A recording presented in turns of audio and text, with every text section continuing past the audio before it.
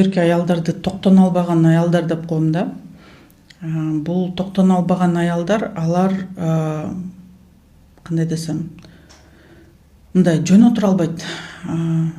Бардыгы жакшы болуп турса деле чуркай берет да ары берич. Бүгүн күнүм жөн эле өтүп кетет, андан көрө тиги туугандыкына барып келейин эле, буну кыла коеюн, же балдарды тиги кружокко бере коеюн, же күйөөм менен бирөөнүкүнө бара коеюн дегендей мындай бир жөн өткөргөн күнү жок да.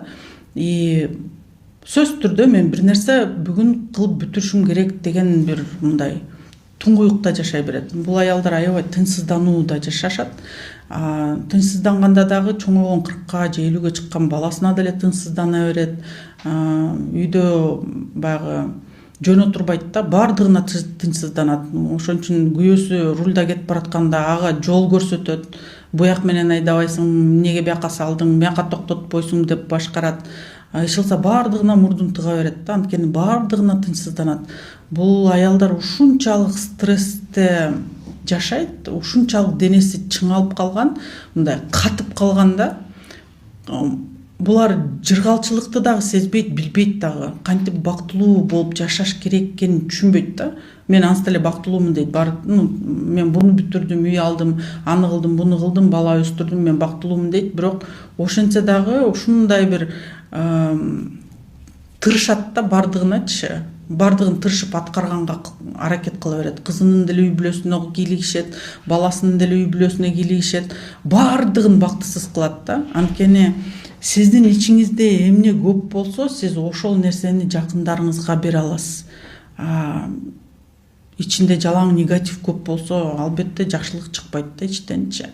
Ооба, албетте сиз жакшылык кылам деп аракет кыласыз, бирок баары тескерисинче болот. Көбүнчө учурларда бул аялдардын балдары үй бүлөдөн үй бүлө куруп, башкача айтканда бир жубай же бир аял менен жашабайт, же бир күйөөгө чыгып тым болбойт да. Көп баягы үй бүлө куруша берет.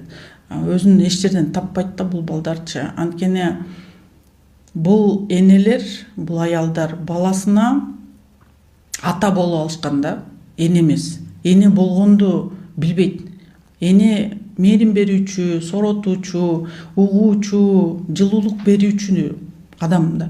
Ата ал тескерисинче баягында материалдык жактан камсыздоо же болбосо кандайдыр бир көйгөйлөрүн чечүүчү, туура жолго салуучу адам болуп эсептелет.